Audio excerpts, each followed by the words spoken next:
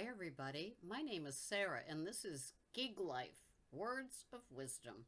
Well, I'm in my 70s, and you know, if you're lucky to reach this age, you also know that you've been lucky to have tons of time to make tons of mistakes, sometimes the same ones over and over again, and other times one and done. Don't we love those one and dones?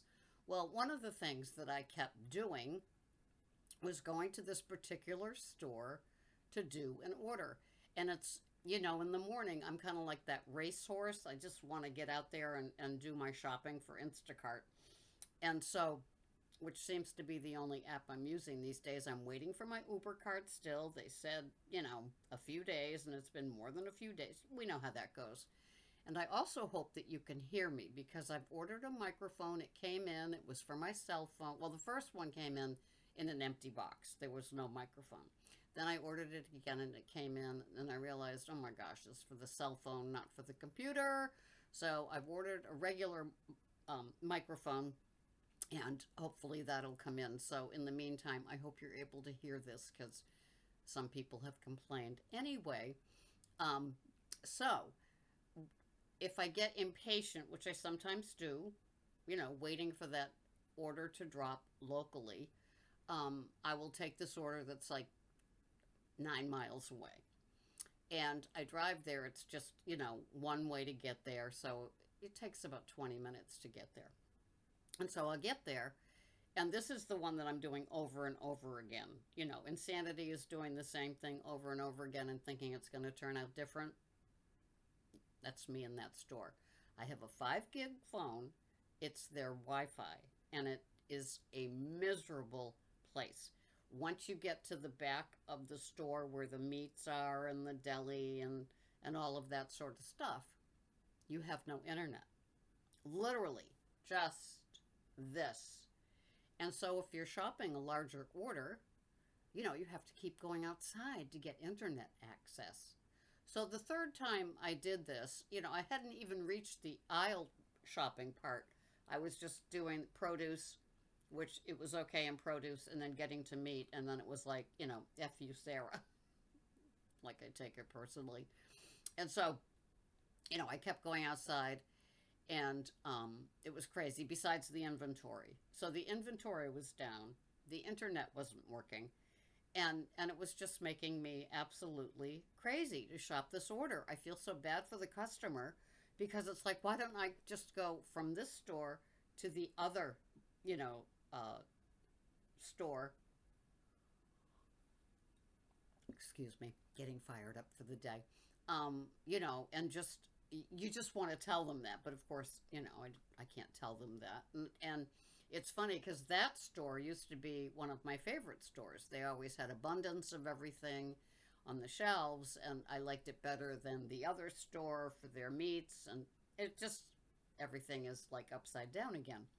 So anyway, I finally made it through, what could only be described as the horrendous shop, and loaded it into my car. Just felt bad. And of course, it makes like what would be a 15-minute, 20 item, got this, scan, scan, scan, scan, checkout. They even have the self checkout, bag my own because I prefer that, and on my way.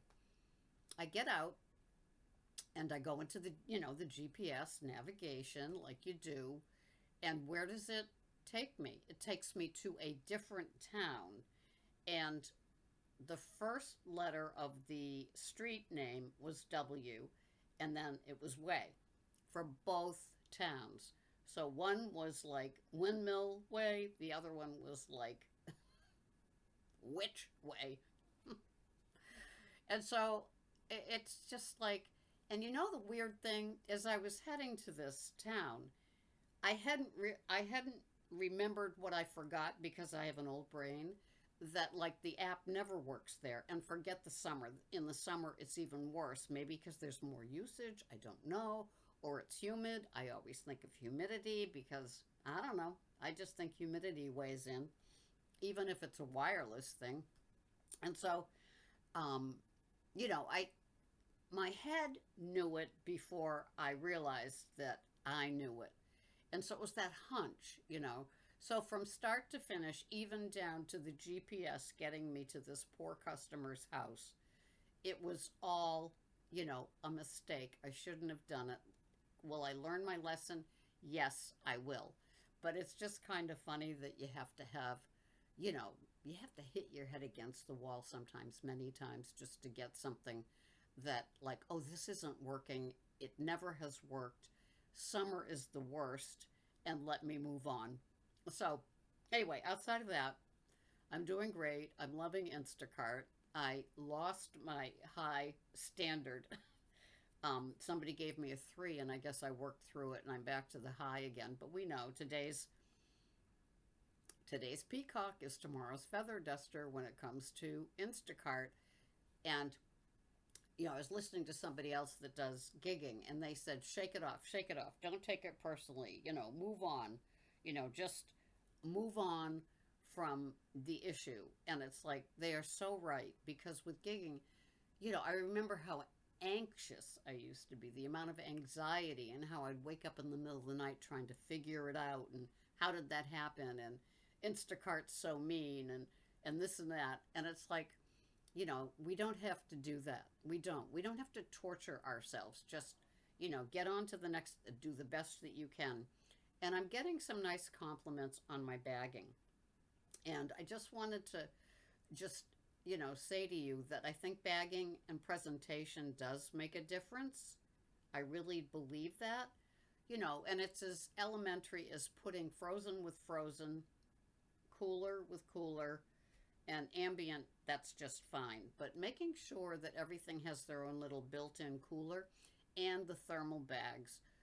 I learned from other YouTubers about gig work a long time ago to get those really good thermal. If you saw my car, it's like I have so many thermal bags of different size and portions, because it's summer, and we have to. And if you're putting something in your trunk, if you have a sedan like I do, it better be in a thermal bag, otherwise it's going to be like totally melted. So just be aware, and put yourself in the customer's shoes. They're paying for the luxury service. Hopefully they've tipped, and the tip and the mileage, everything all works out in what is, in your market, in your area, what is, like, you know the good ones, the good batch, and deliver it to them so they find it the way that you'd like to find it if you were having somebody do luxury shopping for you, right? So, and make sure that when they open up the door, I love getting to the houses that have the doors that open inside, and they don't have a storm door, so you can just line them up like on the welcome mat facing them. And I think that bagging does make a difference. I say double bags when somebody's bagging for me, but when I'm doing it, I prefer self checkout, putting them in their own double bags, and then being able to just do it that way. I do think that the presentation makes a big difference. If we're doing percentage points of shopping is 75%.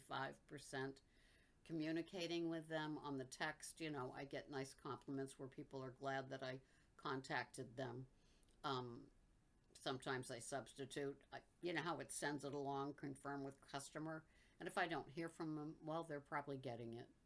If the sausage they want doesn't come in that blah blah that they want, I will find the best substitute. Yesterday, somebody wanted that Oikos 000 vanilla. They didn't have it. I found Faye 0% um, on sale. So it was as comparable as it could be.